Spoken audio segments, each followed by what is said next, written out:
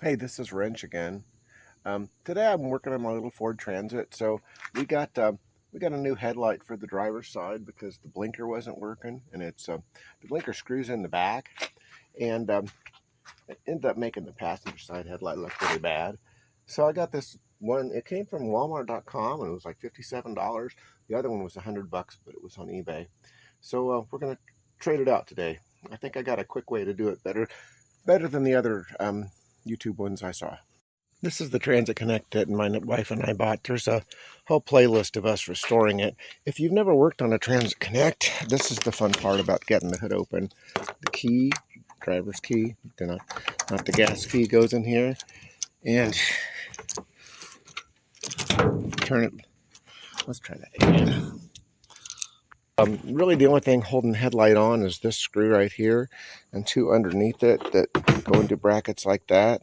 Um, I removed the bumper cover the way one of the YouTubes showed yesterday for the other side, and I think I can do it without removing the bumper cover. Important to get some WD-40 on these screws because they don't like to come out easily. So the other two screws we're going to be dealing with are down through this crack. And what we're going to do is we're going to pry it open and we're going to hold it open with a tool. Okay, so I've set the camera on a sawhorse here behind me. I'm going to show you how I want to get this open. I'm going to put that, this is just a screwdriver, nut driver. And now you can see in there pretty well. So I know this looks totally dweeby, but I put my wife's night buddy on now. If I can. So now I can see what I'm doing. I'm gonna get some spray on those screws here. Be smart to wait a little while, but I think I'm gonna try them right now. I'm gonna go ahead and pull the top screw that I already showed you first, because that'll give us a little more flexibility on the bottom, I think. Here's me pulling the top screw. I didn't want to hold the camera and do this at the same time. So I have the top screw out and it makes the light move a little better, but I also am going to pull this screw right here. It's a T25 with the grill, because this little section of the grill sort of blocks it as I pull it forward. So now I'm going in with my 1/4 inch drive, and I've got 9 inches worth of extension on here in a deep socket.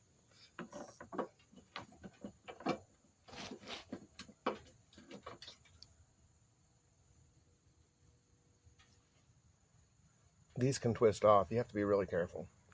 So here's a picture of what it looks like in this crack when I get down in there. There's my wrench on the inside nut, and it was quite loose. There's lots of threads on these. It takes a while. Now that I have it all the way unthreaded, I'm going to very gingerly try to get it out of this opening. The odds that I drop it are high, but we'll see.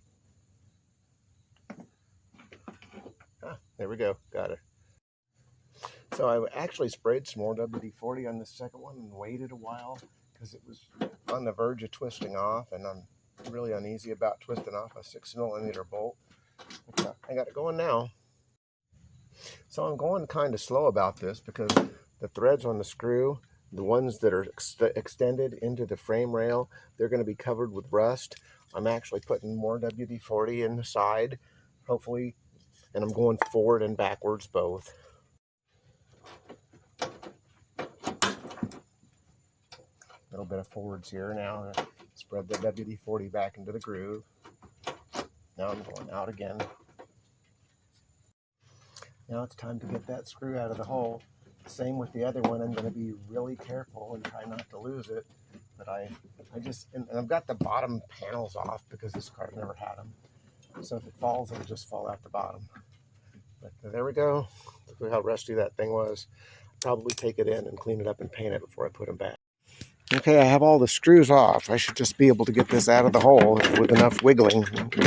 We'll see here. A little bit of jamming up going on over here. A little bit of jamming up going on over there.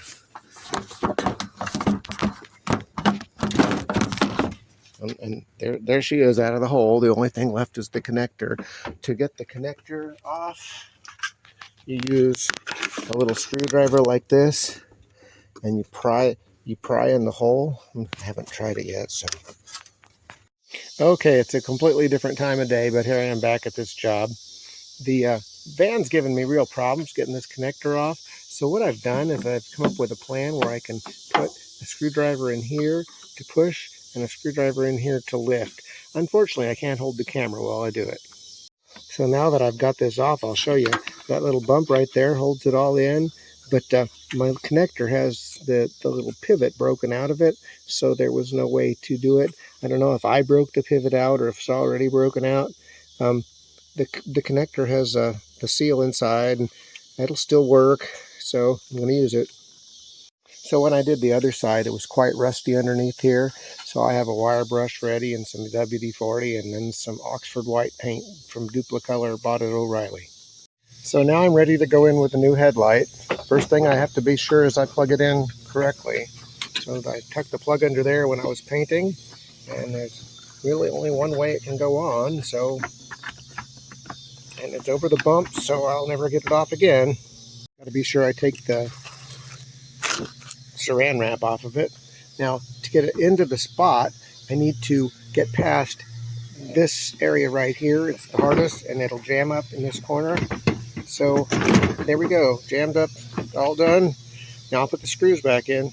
So I showed you they were rusty, so I'm going to go ahead and get all the rust off before I do them, and then I'll paint them quickly. So I just push them up into the wire wheel until I think the rust is gone. I'm not doing this very carefully like some people might. I just want to get some paint on them so they don't go back in and get rusty the first week. So just like I did before, I have to put the screwdriver into the bumper area so I can get some space to work. Once I got the first screw in, I popped the screwdriver out because I don't want to be prying the light up and down or left and right. So now I'll get the second screw in, try to do it the same way.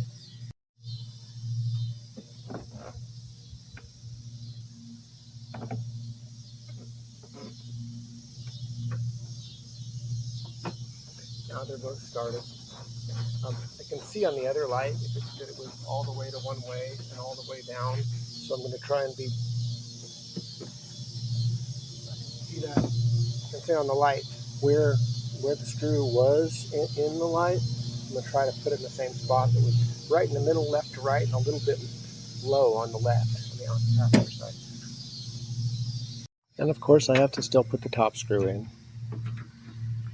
Can't forget to put the screw back in the grill. The Torx screw, it's a T25. Okay, before we button this up, I wanted to make sure the lights would work, and there they are, turned on. And I got the blinker going too, so that looks good. The real failure of this unit, by the way, was the blinker has this very creative module that snaps in. Hopefully you don't have any wires, but what happens is the little connectors go there, failed, and that's why I did the driver's side headlight, and then I saw how bad the passenger side looked, and I had to do them both. The driver's side headlight is a Ford brand, but this one is the Eagle Eyes, Chinese, I guess. But $106 or $175 from a Ford store, and $57 from Walmart. So there's one more thing I have to show you. These headlights can adjust the position of the bulb in the housing up and down. They don't adjust left to right, and that's fine. So the way you adjust up and down, here's a 30 seconds long Allen wrench, and I imagine it's probably a metric size. But you put it in that hole. You can see down there there's a thing to pull to turn. And in the owner's manual, they have this little picture of how you put it up against the wall and get it in the right dimensions. And I'll do that once it gets dark. So this is Wrench with an H again, and I'm done putting the headlight in my little van here, and I hope that you like my video and you watch it, and it helps you out. Seems like it turned out okay.